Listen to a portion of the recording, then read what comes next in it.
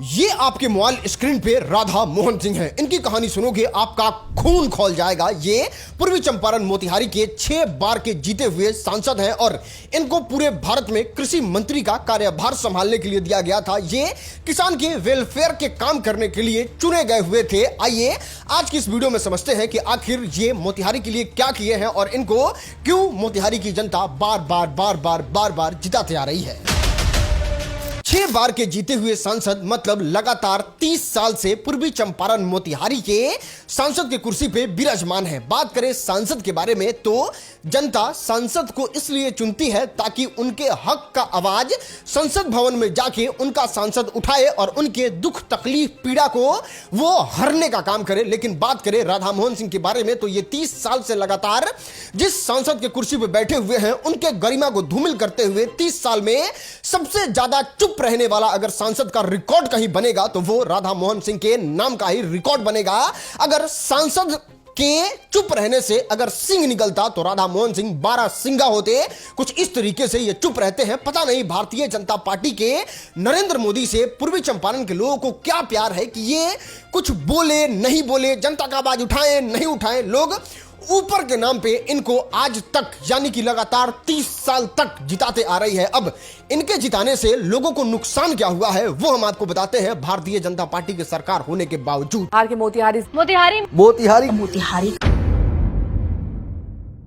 आप लोगों से बस हम इतना पूछना चाहते हैं, अगर आपके जिला के सांसद जाके संसद भवन में खड़ा होके इस बात को अपने पेट के रास्ते मुंह से निकालेंगे संसद भवन में और बताएंगे कि महोदय जिस तरीके से राजगीर में स्टेडियम को बनाया गया, जिस तरीके से राजगीर को टूरिस्ट प्लेस बनाया गया, उस तरीके से बिहार का एक जिला है बापू धाम मोतिहारी, जो मोतिहारी पूरे दुनिया में बहुत ज्यादा विख्यात है, वहां पे एक गांधी जी के नाम से ही स्टेडियम जरूर खोलना चाहिए जो हमारे देश के स्तर पे बहुत बड़ा पहचान दिलाने के लिए काफी होगा। तब ना स्टेडियम खुलेगा, तब ना यहाँ के बच्चा क्रिकेटर बनेगा, तब ना यहाँ के बच्चों का उज्जवल भविष्य होगा। अरे भाई, आपका सांसद जाके संसद भवन में इस बात को बोलेगा कि पटना के बाद सबसे ज्यादा आबादी आपके शहर मोतिहारी यानी कि राधा मोहन सिंह के शहर मोतिहारी का है, यहाँ पे एक एम्स अनिवार्य है, यहाँ के लोग बीमार होते हैं तो दर दर भटकते हैं, सबसे ज्यादा रेलवे का कंजम्पशन करते हैं, सबसे ज्यादा लोग जाके भीड़ लगाते हैं। तो जिस तरीके से आपने दरभंगा में एम्स के लिए शुरुआत करने का कुछ तो अनाउंसमेंट किया है, जिस तरीके से आपने पटना में अनाउंसमेंट किया है, उस तरीके से मोतिहारी का आबादी पटना के बाद सबसे ज्यादा है मोतिहारी का, तो यहाँ पे एक एम्स का शुरुआत करना चाहिए। यहाँ पे जनता को बहुत ज्यादा जरूरी है। तब न जब संसद भवन में जाके खड़ा होकर बोलिएगा तब एम्स के बारे में सरकार सोचेगी, वहां पे प्रेशर बनेगा और ना एम्स तो कम से कम आईजीएमसी या फिर कोई वर्ल्ड क्लास हॉस्पिटल या फिर हेल्थ सिस्टम मोतिहारी में खुलेगा, जिससे मोतिहारी के लोगों का विकास होगा और यहाँ के लोगों को छोटा मोटा कुछ रोजगार भी मिलेगा। लेकिन ये इस तरीके के चुप सांसद है कि एक शब्द नहीं बोलते हैं। नहीं, आप जाइए उठा के डेटा देखिए, हर जगह का विकास हो रहा है। जाके गया जी देखिए किस तरीके से वहां पे टूरिस्ट प्लेस के तौर पे पूरे गया जी को डेवलप कर दिया गया है। सीतामढ़ी में कुछ इस तरीके से भव्य सीता माता का निर्माण कराया जा रहा है उनके मंदिर का, और वहां पे 800 करोड़ रुपया से भी ज्यादा का पैसा लगा के उसको निर्माण कराया जा रहा है। इतना ही नहीं, जाइए देखिए मुजफ्फरपुर के सांसद किस तरीके के ताकतवर सांसद हैं कि वो अनाउंस करवा लिए हैं कि पूरे मुजफ्फरपुर में 10 जगह पे मेट्रो चलेगा, और ये सच में वहां के सांसद के ताकत को दिखाता है कि किस तरीके के ताकतवर सांसद हैं। इतना ही नहीं, अरे ये इस तरीके के चुप सांसद हैं कि मोतिहारी जो है वो इंटरनेशनल सिटी के तौर पे जाना जाता है। मतलब मोतिहारी के बाउंड्री से सीधे नेपाल बॉर्डर टच करता है, लेकिन उस जगह पे जो हॉट स्पॉट वाला जगह है वहां पे बिहार में 7 जगह एयरपोर्ट कम से कम अनाउंस तो होता है, लेकिन यहां पे भी इसका नाम का जिक्र नहीं होता है कि मोतिहारी में भी एक एयरपोर्ट का शुरुआत किया जाएगा। बस फालतू बात, फालतू बकवास, फालतू जुमला, और जब चुनाव आएगा तो ये फपक फपक के रोने लगते हैं। और तब उसके बाद गेट अप बंद कर दी गई। हमसे कष्ट पहुंचा होगा, व्यक्तिगत काम नहीं किया होगा, लेकिन माननीय सांसद जी, हाथ जोड़ के रिक्वेस्ट कर रहे हैं, हम लोग तो रो ही रहे हैं, आप मत रोइए। आपसे निवेदन करके बस इतना सा बात पूछना चाहते हैं, डिफेंस कॉरिडोर के बारे में कुछ पता है, कुछ आइडिया है? अरे वहीं जहां ब्रह्मोस बनता है, जहां उत्तर प्रदेश में राजनाथ सिंह ने डिफेंस कॉरिडोर का शुरुआत किया, उसके बारे में कुछ आइडिया पता है? मोतिहारी जो है वो नेपाल के बॉर्डर से सटा हुआ है, चाइना से सटा हुआ है, और कभी भी चाइना आंख दिखा सकता है, और जब नेपाल के रास्ते चाइना आंख दिखाने की कोशिश करेगा, उस समय आपको जब जरूरत पड़ेगा इक्विपमेंट्स का, जब जरूरत पड़ेगा सैन्य सामग्री का, उस समय किसको फोन कीजिएगा? दिल्ली, अमेरिका, लंदन, या फिर जाइएगा रसिया से कहने की रसिया आके हमको बचा लीजिए।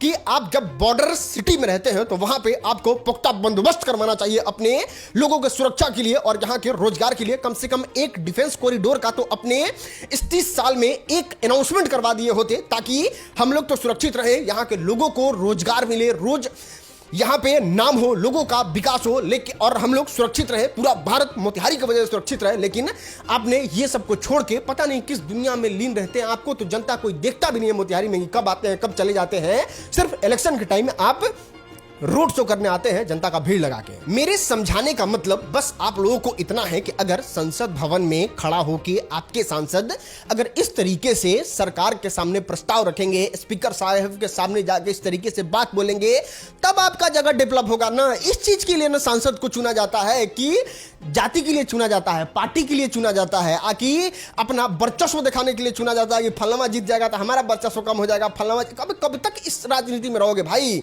ऐसे मुखर इंसान को चुनो जो इस तरीके के बात को जाके पार्लियामेंट में उठाए, संसद भवन में उठाए, और आपके बच्चों का, आपके घर के लोगों का भविष्य उज्जवल हो सके। तो संसद इसके लिए चुना जाता है, ना कि बकवास बात के लिए जो अभी तक आपके दिमाग में उपज रहा है, अभी तक आपके दिमाग में मौजूद है। चलो वो सब तो फिर भी 1 मिनट के लिए ठीक है, इनके काम के बारे में आपको बताते हैं। ये पूरे 30 साल में किस तरीके से काम किए हैं, ये इनके जीवन का अगर सबसे बड़ा कोई उपलब्धि होगा तो वो होगा मोतिहारी में हमने सेंट्रल यूनिवर्सिटी खुलवा दिया। अगर सेंट्रल यूनिवर्सिटी का आप जाके थोड़ा जांच पड़ताल करने का कोशिश कीजिएगा तो आपको पता चलेगा बिहार के मोतिहारी में जो सेंट्रल यूनिवर्सिटी खुला है वो पूरा का पूरा रेंट के बिल्डिंग में चलता है। आधा तो कोई मोतिहारी में एक बनकट जगह है वहां पे चलता है। थोड़ा सा और रिसर्च कीजिएगा तो पता चलेगा उसका एक सेक्शन जो है वो जिला स्कूल के प्रांगण में चलता है। मोतिहारी में जिला स्कूल है उसके प्रांगण में, और मोतिहारी का ही एक जगह है चांदमारी, वहां पे एक प्राइवेट रेंट के बिल्डिंग में चलता है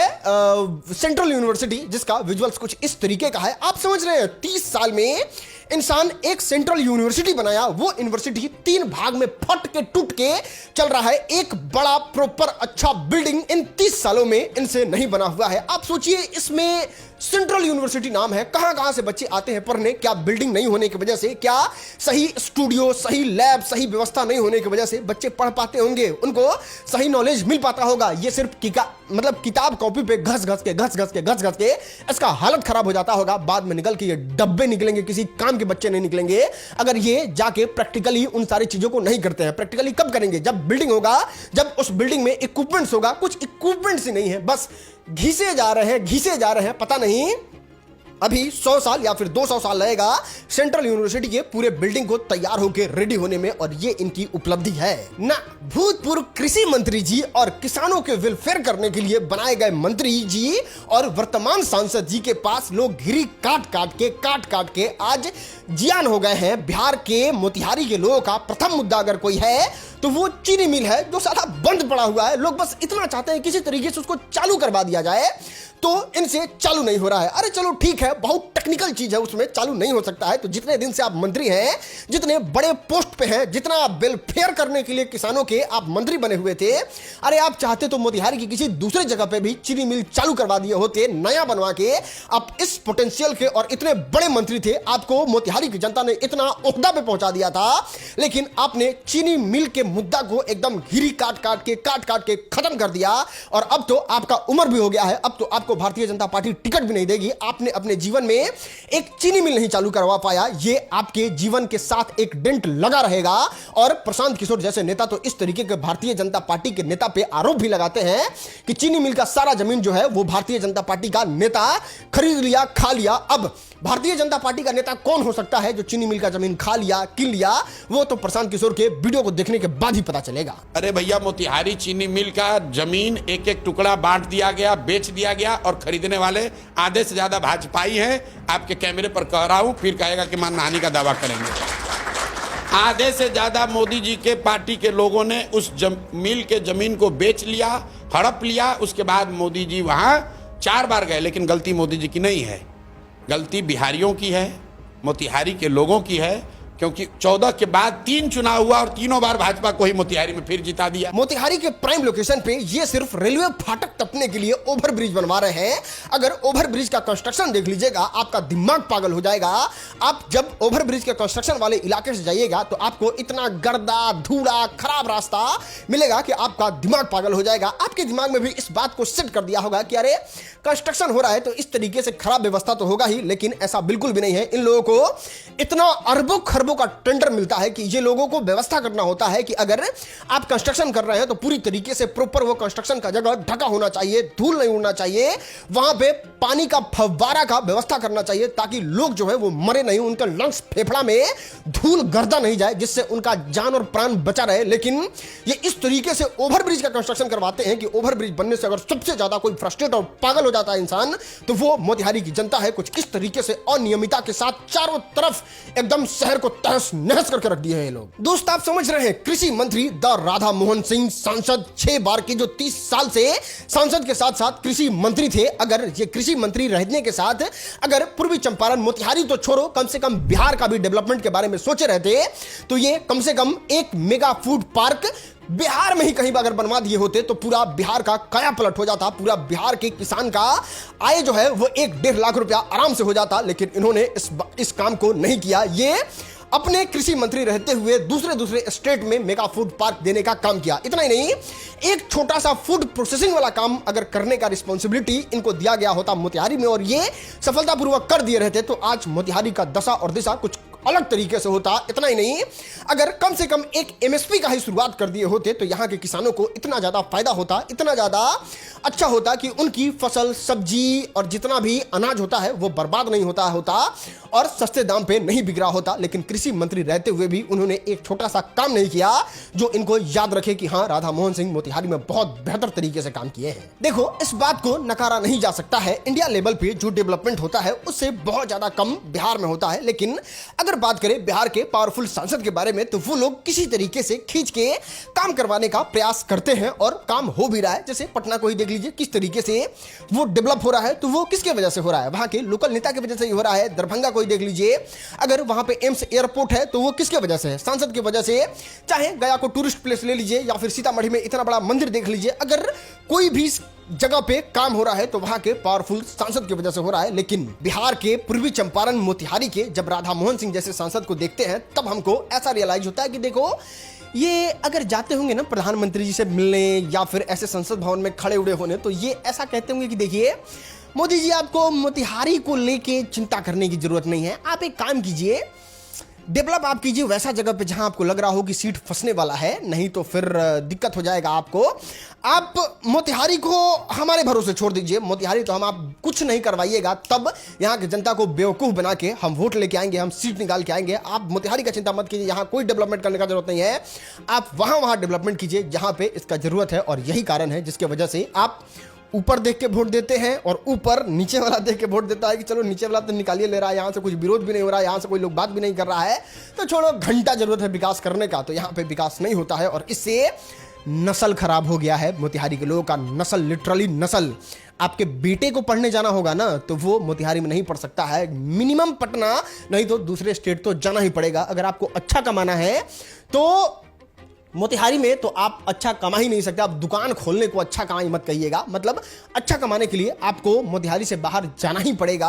और मतलब आप समझ रहे हैं, आपका जनरेशन तो इस 30 साल में खराब हो ही गया, आप तो निकम्मे हो ही गए, आपका आने वाला औलाद भी अगर मान लिए बाहर जाके पढ़ लेता है, बाहर जाके कुछ कर लेता है तो आपके आंख के सामने नहीं रहेगा, बूढ़े होके बीमारी से घर में मर जाइएगा। आपका बेटा बाहर कहीं नौकरी कर रहा होगा और उसको आने में कम से कम 2 दिन 3 दिन का समय लगेगा, क्योंकि आपके मोतिहारी में, आपके जिस जगह पे आपने जो सरकार को चुना है, जो व्यवस्था बनाया है, वो सुधरने वाला नहीं है और इसका भुक्तभोगी आप होइएगा और आप ही होइएगा। पता है, इनके बारे में लोग कहते हैं भीष्म पितामह है ये। ना इनके बारे में कोई पक्ष एक शब्द बोल सकता है, ना विपक्ष एक शब्द बोल सकता है, ना किसी मीडिया वाले की हिम्मत होती है इनके खिलाफ एक शब्द बोलने का, और ना इनके खिलाफ कोई निगेटिव नैरेटिव चला सकता है। ये इतना ज्यादा पावर होल्ड करके रखते हैं और यही कारण है जिसकी वजह से इनके काम को कोई उजागर करके बाहर लेके नहीं आता है। हमने जो आपको बताया वो तो दिख रहा है। 30 साल में इन्होंने किस तरीके से जाके संसद भवन में बात किया है। किसी मोतिहारी के लोग, हमें ज्यादातर ऐसा लगता है कि ये वीडियो मोतिहारी के लोग ही देख रहे होंगे। आप बताइए, आपको याद है, आपने कभी संसद भवन का वीडियो देखा हो और उसमें राधा मोहन सिंह किसी तरीके से गरज के आपके मोतिहारी के लिए कोई बात कर रहे हो? नहीं कर रहे होते हैं और वो चीज दिख रहा है, उसके बारे में तो हम बात कर रहे हैं। लेकिन एक भी इस तरीके के सांसद के खिलाफ एक्सक्लूसिव, जो कहते हैं ना चीड़ फाड़ के दिखा देने वाला, वो कोई हिम्मत नहीं करता है।